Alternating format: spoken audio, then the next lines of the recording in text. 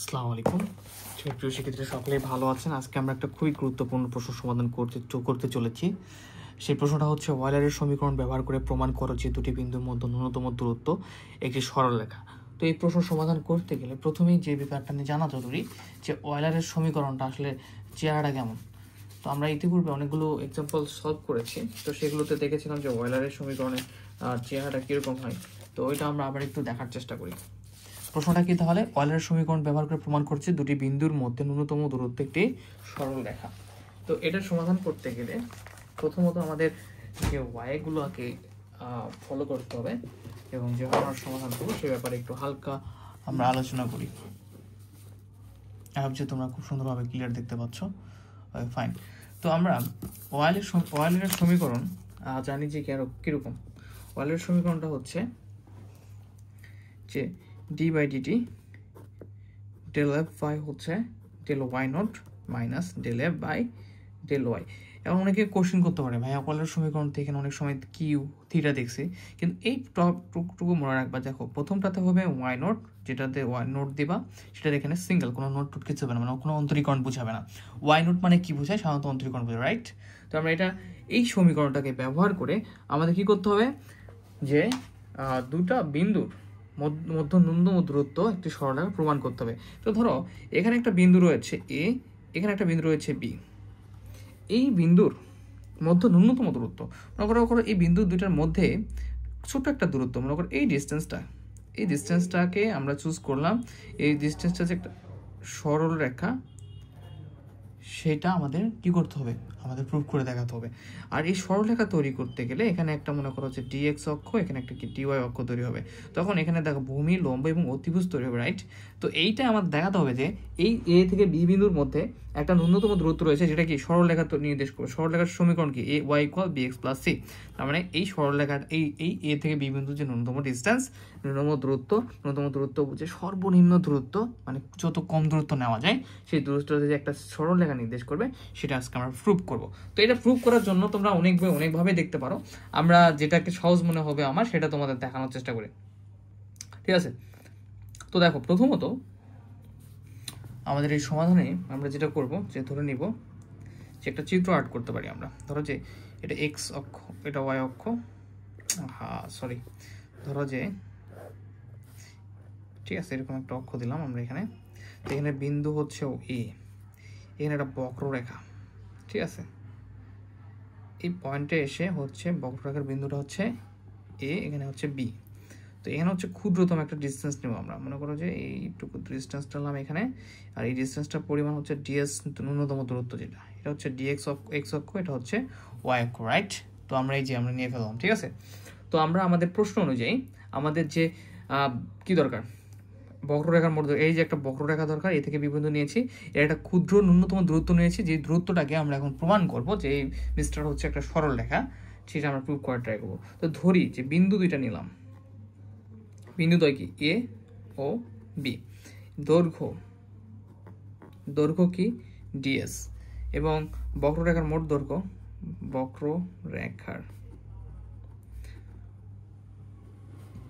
দৈর্ঘ্য, আই। এই পুরোটা এ থেকে বি পর্যন্ত যে দৈর্ঘ্যটাকে, সেটাকে আমরা আই হিসেবে চিহ্নিত করলাম। এখন অতএব দেখো এখানে একটু দেখি, আমরা রাফ করি, এটা কিন্তু রাফ, ঠিক আছে? দেখো এটাকে এখানে একটা ত্রিভুজ তৈরি হয়ে গেছে, রাইট? অতিভুজ, ভূমি, লম্ব। তাহলে আমরা অতিভুজ স্কোয়ার কি লিখতে পারি? ডিএস যদি অতিভুজ হয়, ডিএস স্কোয়ার ইকুয়াল ভূমি স্কোয়ার প্লাস লম্ব স্কোয়ার, ঠিক আছে? ভূমি হচ্ছে ডিএক্স, তাহলে ডিএক্স এর উপর স্কোয়ার প্লাস লম্ব স্কোয়ার, লম্ব হচ্ছে ডি ওয়াই স্কোয়ার।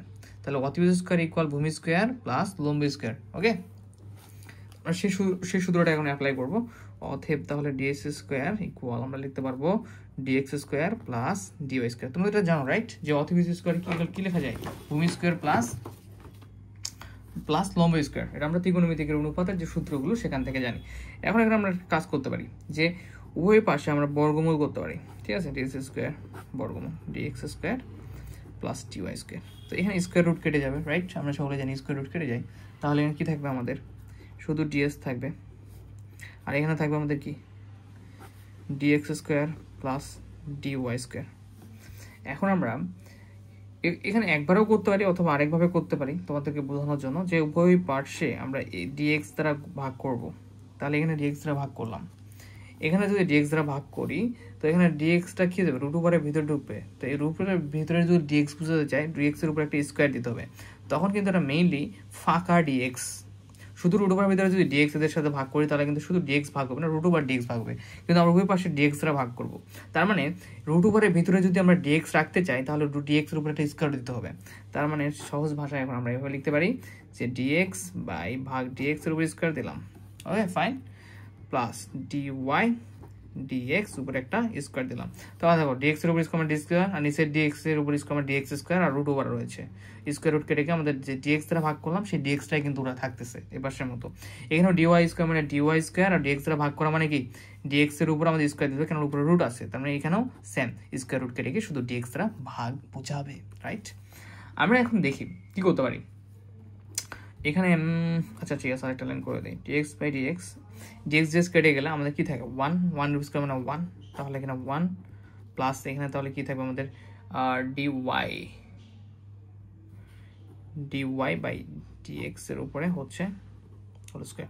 এখানে যে ডিএক্সটা দেখতে পাচ্ছি আমরা, এই ডিএক্সটাকে আমরা ইকুয়ালের পাশে পার করে দেবো, আর ডিওয়াই ডিএক্স মানে কি বোঝাচ্ছে এক্স এর সাপেক্ষে ওয়াই কে একবার অন্তরীকরণ, যেটাকে আমরা ওয়াই নোট দ্বারা প্রকাশ করতে পারি, রাইট। ওয়াই নোট মানে যে একবার অন্তরীকরণ।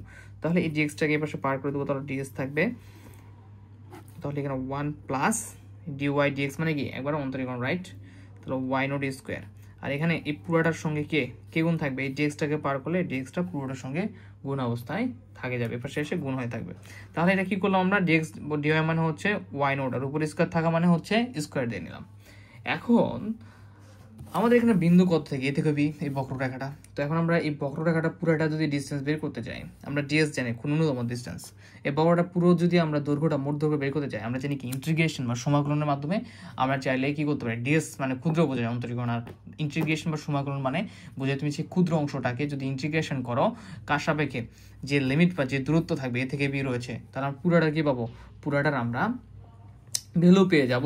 সো এই বক্ররেখা পুরোটার হচ্ছে মোট দৈর্ঘ্য বের করতে গেলে আমাদের এখন কি করতে হবে, এখন আই ইকুয়াল হচ্ছে ইন্টিগ্রেশন এ থেকে বি এবং দূরত্ব কত ডিএস, এই এ থেকে বি পথ বিন্দু, এ শুরু বি শেষ, আর হচ্ছে ক্ষুদ্র দূরত্ব ডিএস।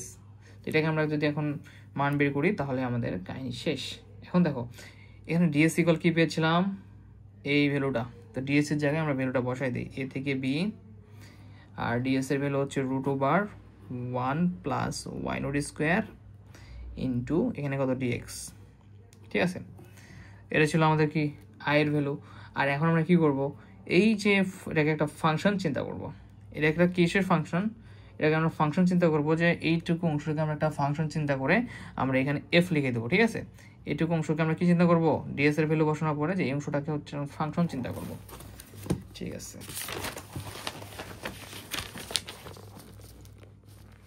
তাহলে এখন হচ্ছে বি থেকে এ ফাংশন ডিএক্স, এটা হচ্ছে আমাদের 2 নম্বর সমীকরণ, রাইট।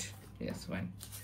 তো তোমরা লিখতে পারো যেহেতু, বা তোমরা এখানে লিখতে পারো যে যেহেতু function equal to power 1 plus Y note square, এটা এখন আমরা ফাংশন ধরেছি, ঠিক আছে। এখন ওয়েলারের সমীকরণটা দরকার আমাদের, ওয়েলারের সমীকরণ থেকে, তো ওয়েলারের সমীকরণ থেকে কি লিখতে পারবো, D by DT del F by হচ্ছে del Y naught minus del F by del Y equal 0। লক্ষ্য রাখবে এখানে ডেল নোট আর এখানে শুধু ওয়াই, ঠিক আছে। এই ব্যাপারটা তোমরা লক্ষ্য রাখবে অবশ্যই। এখন এখানে আমাদের যে কাজটা করতে হবে, যে এই ফাংশনটা যাকে ধরলাম সেই ফাংশনের ভ্যালুগুলো এখানে বসাই দিতে হবে। তাহলে ডি ডিটি আমরা এখানে যদি ফাংশনের ভ্যালুগুলো বসাই, ডেল ওয়াই নট, এখানে ফাংশনটা কি আমাদের ছিল root over 1 plus Y not square, okay. এরপরে যদি আমরা দেখি মাইনাস ডেল এফ, তো এখানে এফ ফাংশন ভ্যালু কোনটা, root over 1 minus Y not square by হচ্ছে ডেল ওয়াই ইকুয়াল হচ্ছে 0। এখানে আমাদের একটা জিনিস ছাড়া গেছে, ডেল বাই ডেল ওয়াই তো দিছি, এখানে মাইনাসটা দিয়ে রাখবা। এখন তোমরা দেখে বুঝতে পারতেছো যে কি করতে হবে, আসলে এখানে ওয়াই নোটের সাপেক্ষে এই যে এটাকে আমাদের অন্তরীকরণ করতে হবে, আর এখানে ওয়াই এর সাপেক্ষে এটাকে অন্তরীকরণ করতে হবে। তো এই দুইটা ব্যাপার আমরা দেখো, এই পাশে একটু রাফ করে তোমাদের দেখাই। তো দেখো অন্তরীকরণ করলে আসলে কি ঘটনা ঘটতে পারে। তো যখন তুমি del Y note root over 1 minus Y naught স্কোয়ারকে করবা অন্তরীকরণ, তাহলে আমরা এখানে কি পাবো দেখো তো, এখানে আমরা পাবো ধরো ডেল ডেল ওয়াই নট, এটাকে আমরা চাইলে ভাবে লিখতে পারি 1 মাইনাস ওয়াই স্কোয়ার, এই রুট মানে কত হাফ লিখতে পারি, রাইট? দেখো তাহলে ডেল ডেল ওয়াই নট, তো আমরা যে DD x x to the power N এর সূত্র জানি, পাওয়ার সামনে ভিত্তি পাওয়ার থেকে এক বিয়োগ, সেই সূত্রটা অ্যাপ্লাই করবো। এখানে পাওয়ার হাফ আর ভিত্তি দেখো কেন এটাকে আমরা অন্তরীকরণ করতে পারতেছি ওয়াই নোডের সাপেক্ষে, বাট এখানেও ওয়াই নোড আসছে, এর জন্য আমাদের ওয়াই নোড চলো, এখানে ওয়াই নোড চলো, সেটাকে আমরা অন্তরীকরণ করতে পারবো। তাহলে যদি আমরা অন্তরীকরণ করি তাহলে পাওয়ার সামনে আসবে ভিত্তি 1 মাইনাস ওয়াই নট স্কোয়ার, পাওয়ার থেকে এক বিয়োগ হাফ থেকে এক বিয়োগ ইন্টু, দেখো এটা তো Y naught 1 minus Y naught পুরাটা তো মূল এক্স না, রাইট? যার সাপেক্ষে করতেছে ওয়াই নোটের সাপেক্ষে, এটা তো পুরাটা তো ওয়াই নোট, শুধু ওয়াই নোট না 1 minus Y naught function. So এই আমাদের আবার ওয়াই নোটের সাপেক্ষে 1 মাইনাস ওয়াই নোট স্কোয়ারকে আরেকবার অন্তরীকরণ করতে হবে। এগুলো যেটা আমাদের ক্যালকুলাস 1 বা ক্যালকুলাস 2 ক্লাস করেছে তারা জানো, তারপরে ক্লিয়ার করে দিচ্ছি। হাফ এখানে 1 minus Y note square, half থেকে এক বাদ দিলে মাইনাস হাফ ইন্টু, এখানে ওয়াই নোটের সাপেক্ষে যখন 1কে অন্তরীকরণ করবো ধ্রুবক পথ ওয়াই নোটের সাপেক্ষে 0 হয়ে যাবে, এখানে মাইনাস ওয়াই নোট স্কোয়ারকে অন্তরীকরণ করলে ওয়াই নোটের সাপেক্ষে কি হবে 2y, এই সূত্রই X to the power n। ধরো যে পাওয়ারটা সামনে আসবে ভিত্তি পাওয়ার থেকে এক বিয়োগ, সরি এখানে আমাদের মাইনাস ছিল না, এটা আমাদের প্লাস ছিল, একটু কারেকশন করে না, এটা আমাদের প্লাস ছিল, তোমরা একটু প্লাস দিয়ে নিবা, ঠিক আছে? আমি কি করছি, আমি প্লাসই দিচ্ছি, কিন্তু এখানে আমরা অন্তরীকরণ করতে মাইনাস দিয়ে ফেলছি। তো দেখো আচ্ছা এখানে ইনটু অবস্থায় থাকবে, এটা প্লাস থাকবে না, তো এখানে এটার সঙ্গে অন্তরীকরণ করার পরে এটার সঙ্গে এটা গুণ অবস্থায় থাকবে। দেখো দেখো এই 2 কেটে যাবে, ঠিক আছে? এখানে আমাদের যেটা হবে 2 কেটে যাবে, তাহলে এখানে আমাদের কি থাকবে দেখো তো, এখানে থাকবে একটা ওয়াই নোট, এই যে ওয়াই নোট, আর এই যে ইনভার্স রয়েছে, আর মাইনাস যদি পাওয়ার থাকে সেটাকে আমরা চাইলে কীভাবে লিখতে পারি, নিচে লিখতে পারি, রাইট? তাহলে এখানে 1 plus Y note square half, এভাবে লিখতে, ইনভার্সের জন্য 1 বাই লেখা যায়, আর এই যে হাফটা ছিল হাফ আর ওয়াই নোট। তাহলে এটা আমাদের ফাইনাল রেজাল্ট, কোন কিসের final result? Del by del Y note root over 1 plus Y note square, এটা আমাদের অন্তরীকরণের ফলাফল। এই ফলাফলটাকে আমি ডাইরেক্ট এখানে ইউজ করব। তাহলে ডি বাই ডিটি এটার ফলাফলটা আমাদের কি থাকবে, তাহলে এখানে y nought by root over 1 plus Y note square. এখানে ব্যাপার রয়েছে, অনেকে হয়তো একবারে করতে পারবে না, রাইট? তোমরা চাইলে এখানে ডিটেলস করে আঁকাতে পারো, সমস্যা নাই, বা চাইলে রাফ করেও লিখতে পারো। আমার রাফ করে লিখলে আমার কি হয়ে গেল, এখানে একটু ফ্রেশ লাগতেছে, বা তোমরা চাইলে ডিটেলস একটু করতে পারো, সমস্যা নাই। মাইনাস দেখো এখানে ওয়াই সাপেক্ষে 1 মাইনাস ওয়াই নোট স্কোয়ারকে অন্তরীকরণ করবো, কিন্তু ওয়াই সাপেক্ষে তো ওয়াইকেই অন্তরীকরণ করতে পারবো, যেহেতু ওয়াই চলক, বাট ওয়াই নোটটা হচ্ছে কি আসলে ওয়াই না, আলাদা কিছু, একে একবার অন্তরীকরণ করে যে মানটা আছে সেটা। সো এই পুরোটা ধ্রুবকটা এখন ওয়াই সাপেক্ষে আমরা অন্তরীকরণ করতে পারবো না, ধ্রুবক হয়ে যাবে, সো ভ্যালুটা 0 হবে, ইকুয়াল 0। এরপর আমরা যদি দেখি এখন যে থাকবে কি, এখানে এটা থাকবে, রাইট? এটা ইকুয়াল 0 থাকবে, তো এটা ইকুয়াল আমরা একবারে 0 লিখে দিচ্ছি, যেহেতু এই ভ্যালুটা 0। এখন আমরা কি করবো, উভয় পাশের সমাকলন করব। যদি সমাকলন করা হয়, তাহলে আমরা যদি অন্তরীকরণ আর সমাকলন কেটে যাই, তাহলে y nought by root over 1 plus Y note square equal, এই 0কে যদি আমরা সমাকলন করি তাহলে কি থাকবে, ধ্রুবক, ঠিক আছে? আমরা জানি 0কে ইন্টিগ্রেশন করলে ধ্রুবক থাকে, সেই ধ্রুবকটাকে আমরা চাইলে সি চিন্তা করতে পারি, ঠিক আছে? একবারে সি লিখলাম, ধ্রুবক সি লিখলাম, ওকে? সমাকলন করার পরে যে ধ্রুবকটা আসবে সেটাকে আমরা সি লিখে দিলাম, ওকে? এখন খুব সুন্দর একটা আকার তৈরি হবে, এখানে ওয়াই নোটটাকে রেখে দাও, এরপরে সি, এই অংশটাকে ক্রস গুণ করে উপরে পাঠিয়ে দাও, তাহলে 1 প্লাস ওয়াই নোট স্কোয়ার। আচ্ছা এখন উভয় পাশে আমরা বর্গ করব, তাহলে ওয়াই নোট স্কোয়ার হয়ে যাবে, এখানে বর্গ করলে সি স্কোয়ার, আর এখানে বর্গ করলে স্কোয়ার, আর হচ্ছে রুট কেটে যাবে, ঠিক আছে? পুরাটার উপরে যদি আমরা বর্গ করে দিই সি স্কোয়ার রুট কেটে যাবে, তখন 1 প্লাস ওয়াই নোট স্কোয়ার থাকবে। তো বর্গ করলে কি হয় তোমরা সকলেই জানো, ঠিক আছে? জাস্ট এই উপরে হোল স্কোয়ার দিয়ে দিবা, তাহলে বুঝতে পারবা কি ঘটনা ঘটবে। তাহলে এখানে ওয়াই নোট স্কোয়ার তোমরা একটু সুন্দর করে চিহ্নগুলো দিবা। এখন দেখো সি স্কোয়ার দ্বারা ভিতরে গুণ অবস্থা রয়েছে, তাহলে সি স্কোয়ার সঙ্গে বলে c square plus c square সঙ্গে বলে c square y not square. আচ্ছা তো এখন দেখো এখানে ওয়াই নোট স্কোয়ার রয়েছে, এখানে ওয়াই নোট স্কোয়ার, তো এই দুটাকে আমরা এক জায়গায় নিব, তাহলে এখানে পজিটিভ এসে পার করলে নেগেটিভ হয়ে যাবে, ইকুয়াল সি স্কোয়ার। তো সেক্ষেত্রে আমরা পার করে নিব, পার করে নেওয়ার পর একটা ভ্যালু কমন নিতে হবে, তাহলে আমাদের কাঙ্ক্ষিত অ্যান্সারের দিকে আমরা প্রায় চলে এসেছি একদম। দেখো এখান থেকে শুরু করি, যেহেতু ওখানে রাফ করছিলাম।